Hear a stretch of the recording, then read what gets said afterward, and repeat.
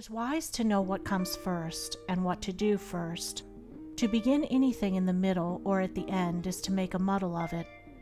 The athlete who began by breaking the tape would not receive the prize. He must begin by facing the starter and towing the mark, and even then a good start is important if he is to win.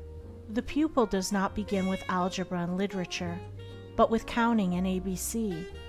So in life, the businessmen who begin at the bottom achieve the more enduring success, and the religious men who reach the highest heights of spiritual knowledge and wisdom are they who have stooped to serve a patient apprenticeship to the humbler tasks, and have not scorned the common experiences of humanity or overlooked the lessons to be learned from them. The first things in a sound life, and therefore in a truly happy and successful life, are right principles. Without right principles to begin with, there will be wrong practices to follow with, and a bungled and wretched life to end with. All the infinite variety of calculations which tabulate the commerce and science of the world come out of 10 figures. All the hundreds of thousands of books which constitute the literature of the world and perpetuate its thought and genius are built up from the 26 letters. The greatest astronomer cannot ignore the 10 simple figures. The profoundest man of genius cannot dispense with the 26 simple characters. The fundamentals of all things are few and simple, yet without them there is no knowledge and no achievement. The fundamentals, the basic principles in life or true living, are also few and simple, and to learn them thoroughly and study how to apply them to all the details of life is to avoid confusion and to secure a substantial foundation for the orderly building up of an invincible character and a permanent success. And to succeed in comprehending those principles in their innumerable ramifications in the labyrinth of conduct is to become a master of life. The first principles in life are principles of conduct. To name them is easy.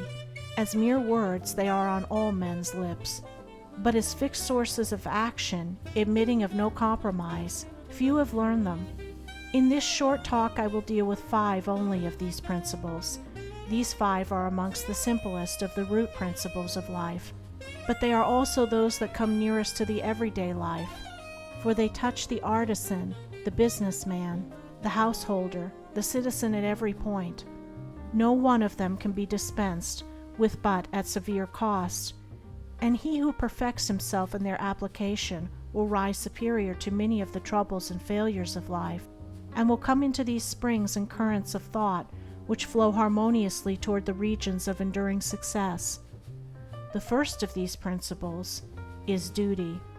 A much hackneyed word, I know, but it contains a rare jewel for him who will seek it by assiduous application. The principle of duty means strict adherence to one's own business, and just as strict non-interference in the business of others. The man who is continually instructing others, gratis, how to manage their affairs, is the one who most mismanages his own. Duty also means undivided attention to the matter in hand, intelligent concentration of the mind on the work to be done. It includes all that is meant by thoroughness, exactness, and efficiency.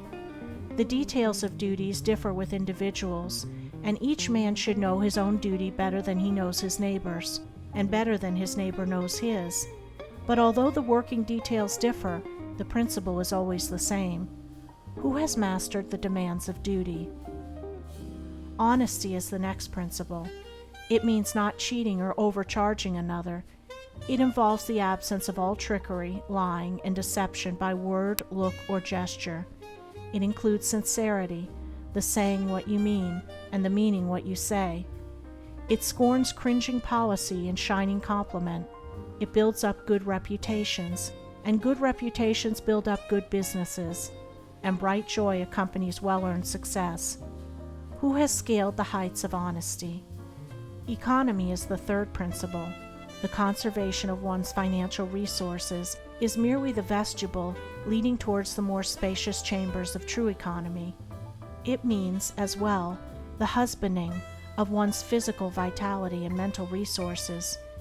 It demands the conservation of energy by the avoidance of enervating self-indulgences and sensual habits. It holds for its followers strength, endurance, vigilance, and the capacity to achieve. It bestows great power on him who learns it well. Who has realized the supreme strength of economy? Liberality follows economy. It is not opposed to it. Only the man of economy can afford to be generous. The spendthrift, whether in money, vitality, or mental energy, wasted so much on his own miserable pleasures as to have none left to bestow upon others. The giving of money is the smallest part of liberality. There is the giving of thoughts and deeds and sympathy, the bestowing of goodwill, the being generous towards calumniators and opponents. It is a principle that begets a noble, far-reaching influence. It brings loving friends and staunch comrades, and is the foe of loneliness and despair. Who has measured the breadth of liberality? Self-control is the last of these 5 principles, yet the most important. Its neglect is the cause of vast misery, innumerable failures, and tens of thousands of financial, physical, and mental wrecks. Show me the businessman who loses his temper with a customer over some trivial matter, and I will show you a man who, by that condition of mind, is doomed to failure. If all men practiced even the initial stages of self-control, anger, with its consuming and destroying fire, would be unknown. The lessons of patience, purity, gentleness, kindness, and steadfastness, which are contained in the principle of self-control, are slowly learned by men, yet until they are truly learned, a man's character and success are uncertain and insecure. Where is the man who has perfected himself in self-control?